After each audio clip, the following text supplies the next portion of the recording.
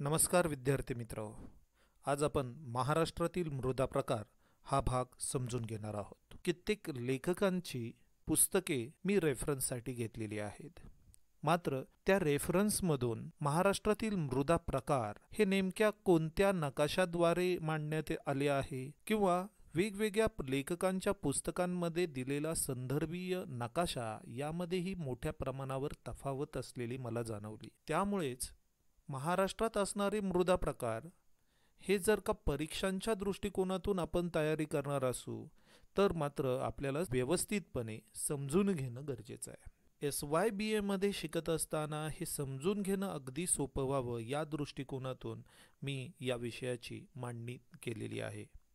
यापूर्वी मृदांचे जनुकीय वर्गीकरण किंवा उत्पत्तीनुसार असणारे वर्गीकरण हे यापूर्वीच्या व्हिडिओमधून आपण समजून घेतले आहे.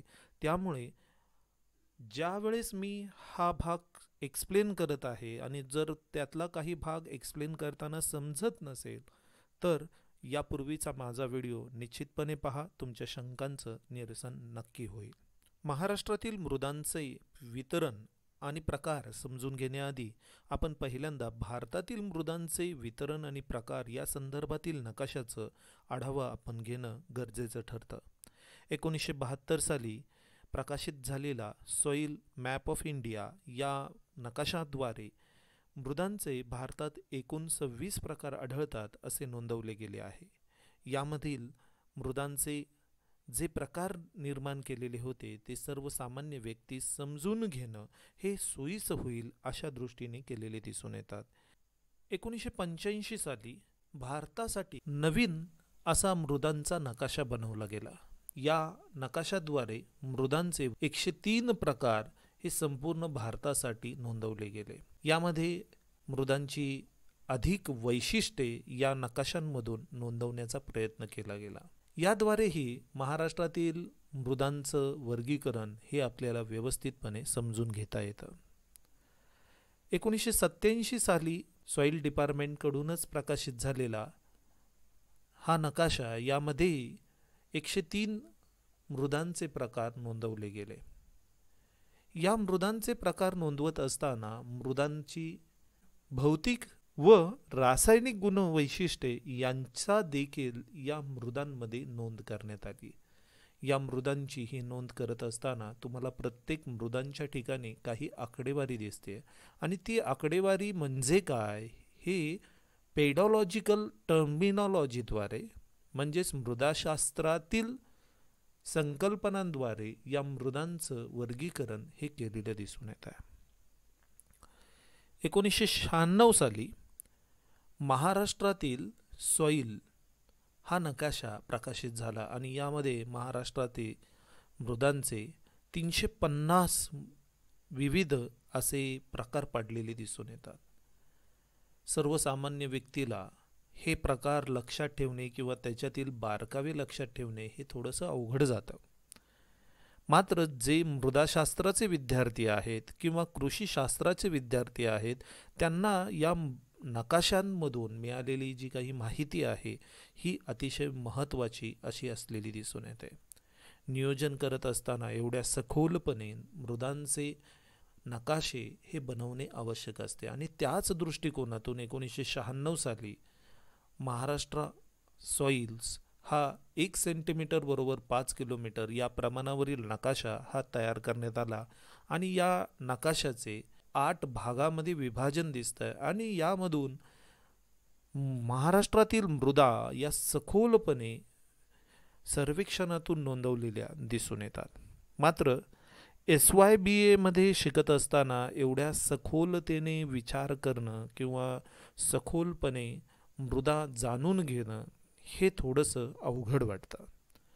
म्हणूनच 1972 साली जे काही भारतातील मृदांचे 26 प्रकार केलेले होते की जे सर्वसामान्य व्यक्ती समजण्याजोगे होते, त्या 26 प्रकारांची नोंद घेऊन महाराष्ट्रात आढळणाऱ्या मृदांचं वितरण कसं आहे, महाराष्ट्रात आढळणाऱ्या मृदा कोणकोणत्या आहेत हा संदर्भ या व्हिडिओमधून मी घेतलेला दिसून येतोय. संपूर्ण नकाशातील फक्त महाराष्ट्राचा भाग बाजूला केला तर महाराष्ट्रामध्ये मृदांचे 8 प्रकार दिसून येतात. या 8 प्रकारांचं वितरण 1972 साली व्यवस्थितपणे आपल्याला नोंदवलेलं दिसून येतं.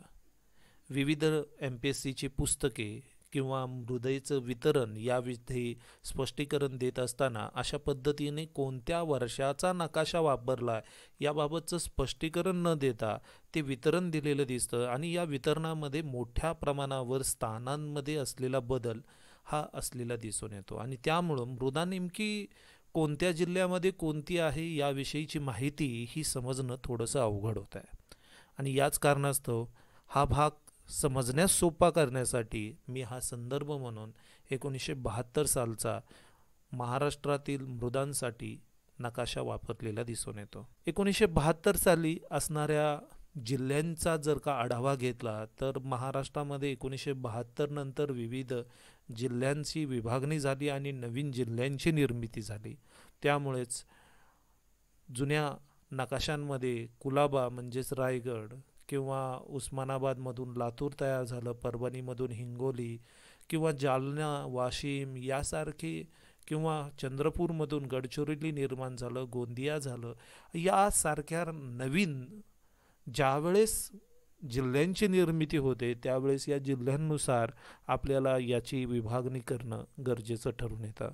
म्हणूनच संदर्भासाठी नवीन जिल्ह्याचा नकाशा या ठिकाणी मी रेफरन्सला घेतलेला आहे आणि यामधून आपल्याला महाराष्ट्रात आढळणारं मृदांचं वितरण हे समजून घेणं सोपं जाईल. मग अशा या नवीन जिल्ह्यांच्या द्वारे जर का तोच नकाशा आपण नोंदवला तर आपल्याला महाराष्ट्रात आढळणाऱ्या या मृदा 8 प्रकारच्या दिसून येतात. आता यामध्ये समजून घेणं अधिक सोपं जात आहे. उथळ काळी मृदा, मध्यम खोलीची काळी मृदा, खोल काळी मृदा हीच नदी खोऱ्यातील मृदा म्हणूनही ओळखली जाणार आहे. जांभी मृदा, तांबडी पोयट्याची मृदा, तांबडी वाळूसर भरड मृदा, किनारपट्टीची गाळाची मृदा आणि तांबडी व काळी मिश्र मृदा अशा पद्धतीने मृदांचे वर्गीकरण असलेले दिसून येते. पूर्ण महाराष्ट्राचा विचार केला तर महाराष्ट्रातील काळ्या मृदेचं जे काही क्षेत्र आहे ते सर्वाधिक असलेलं दिसून येत आहे. या ठिकाणी तुम्हाला समजून येईल की उथळ काळी मृदा आणि मध्यम खोलीची काळी मृदा या 2 ज्या काही मृदांची निर्मिती झालेली आहे त्या मृदांची निर्मिती होण्याच्या पाठीमागे महाराष्ट्रातील जी जडणघडण आहे, भूगर्भ रचना आहे हिचा प्रभाव या ठिकाणी आढळलेला दिसून येतो. दक्खनच्या पठारावर ज्वालामुखीच्या रसापासून तयार झालेल्या खडकांमध्ये ॲल्युमिनियम आणि फेरो मँगनीज यांचे प्रमाण जास्त असते. अशा खडकांचं विदारण होऊन जी मृदा तयार होते ती प्रामुख्याने काळी मृदा असलेली दिसून येते. श्री केब यांच्या मतानुसार रेगूर मृदांची निर्मिती खडकांच्या प्रकारानुसार न होता भूप्रदेश व हवामानाचा संयुक्तिक परिणाम झालेला दिसून येतो. ज्यावेळेस भूप्रदेश आणि हवामान या दोघांचा संयुक्तिक परिणाम दिसून येतो त्यावेळेस आपण यापूर्वी मृदांचं जे वर्गीकरण आहे, जनुकीय वर्गीकरण आहे हे आपण अभ्यासलं होतं. या जनुकीय वर्गीकरणामध्ये विभागीय मृदा ज्या असतात त्यांच्यामध्ये मोठ्या प्रमाणावर हवामानाचा परिणाम झालेला दिसून येतो. म्हणजेच जर का महाराष्ट्रातील काळ्या मृदांचा विचार केला तर उथळ काळी मृदा आणि मध्यम काळी मृदा या दोन्हीही मृदा विभागीय मृदा आहेत. म्हणजेच या मृदा झोनल मृदा आहेत. या मृदांचा निर्मितीचा कालखंड हा किमान 2 लाख वर्षापासूनचा असलेला दिसून येतो. अशी ही जी काही मृदा आहे या मृदांमधील काळ्या मृदा काही ठिकाणी उथळ आहेत तर काही मध्यम खोलीच्या आहेत आणि ज्या ठिकाणी खोल काळी मृदा आढळते ती प्रामुख्याने नदी खोऱ्यांमध्येच आढळलेली दिसून येते. धुळे, जळगाव या ठिकाणी तापी नदीचे खोरे दिसले ते आणि या तापी नदीच्या खोऱ्यामध्ये प्रामुख्याने अशा पद्धतीने खोल काळी मृदा ही आढळलेली दिसून येते. तर गोदावरी नदीचे हे जे काही खोरे आहे या गोदावरी नदीच्या खोऱ्यात आपल्याला अशाच पद्धतीने खोल काळी मृदा आढळलेली दिसून येते. भीमा नदीचे खोरे, यामुळे देखील खोल काळी मृदा ही तयार झालेली दिसते. खोल काळी मृदा ही गाळाची मृदा म्हणूनही काही पुस्तकांमध्ये नोंद केलेली आहे. तर वारणा नदीच्या खोऱ्यामध्ये देखील अशाच पद्धतीने पंचगंगा, वारणेचं खोरं यामध्ये देखील अशीच खोल गाळाची काळी मृदा ही तयार झालेली दिसून येते. म्हणजेच एकूणच या तिन्ही मृदांचे जर का एकत्रीकरण केले तर महाराष्ट्रातील सगळ्यात जास्त भूप्रदेश हा काळ्या मृदेने व्यापलेला आहे असं आपल्याला दिसून येत आहे. मात्र पहिल्या 2 क्रमांकाच्या मृदांची निर्मितीची क्रिया ही वेगळी आहे.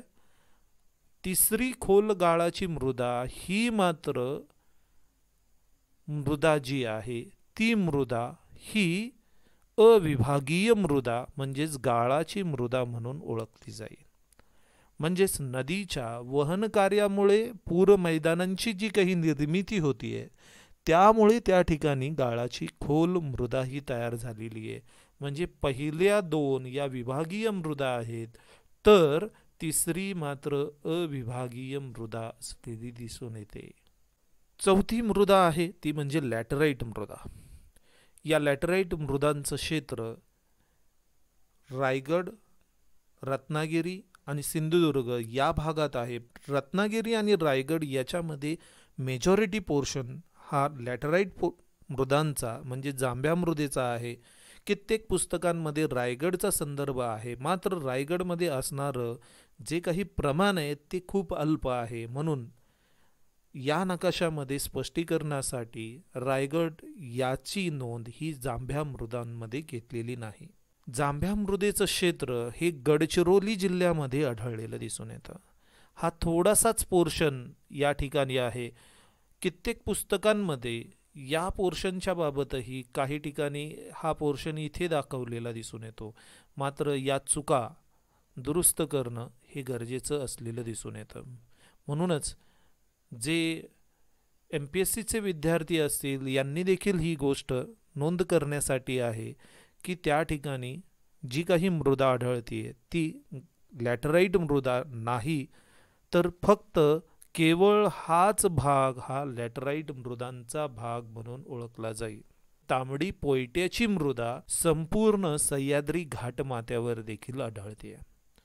यामध्ये पालघर, ठाणे, रायगड, रत्नागिरी, कोल्हापूरचा काही भाग आणि सिंधुदुर्ग जिल्हा यातील काही भाग यामध्ये प्रामुख्याने तांबडी पोयट्याची मृदा ही आढळलेली दिसून येते. तर तांबडी वाळूसर भरड मृदा गडचिरोली, चंद्रपूर आणि गोंदिया याच जिल्ह्यांमध्ये आढळते. तांबडी पोयट्याची मृदा मात्र घाटमाथ्यावरच केवळ आढळते. ती मात्र पूर्वेकडील भागामध्ये नाही, पश्चिमेकडील भागातच आहे. याशिवाय किनारपट्टीची गाळाची मृदा ही प्रामुख्याने मुंबई, पालघर, रायगड या ठिकाणी चिंचोळ्या स्वरूपात या मृदांची किनारपट्टीच्या गाळाच्या मृदेची भाग आढळलेले दिसून येतील. याशिवाय रत्नागिरी किंवा सिंधुदुर्ग जिल्ह्यातही या मृदांचे प्रमाण अल्प स्वरूपात असलेले दिसून येते. तर तांबडी मिश्र गाळाची मृदा ही प्रामुख्याने यवतमाळ आणि चंद्रपूर त्याचबरोबर नांदेडचा काही भाग यामध्ये आढळलेली दिसून येते. तर अशा पद्धतीने मृदांचे महाराष्ट्रातील वर्गीकरण आढळलेले दिसते. महाराष्ट्रात आढळणाऱ्या मृदा या 3 प्रकारच्या जर का जनुकीय पद्धतीने वर्गीकरण करायचं असेल तर 3 प्रकारच्या आढळतात. प्रामुख्याने महाराष्ट्रात आढळणारी मृदा ही लॅटराइट स्वरूपाची आहे. त्याचबरोबर काळी जी काही मृदा आहे ही मृदा विभागीय मृदा आहे. ती पेडकॉल मृदा म्हणून ओळखली जाईल. आणि उष्णकटिबंधीय तांबडी मृदा ही घाटमाथ्यावर आढळते, तर गाळाची मृदा नदी खोऱ्यांमध्ये आढळलेली दिसते. तर सांगलीसारख्या भागामध्ये त्याचबरोबर पुण्यातील काही भाग या ठिकाणी अल्प प्रमाणात क्षारयुक्त आम्लीय मृदा या आढळलेल्या दिसून येतात. तर अशा पद्धतीने मृदांचे महाराष्ट्रातील वर्गीकरण असलेले दिसून येते. धन्यवाद.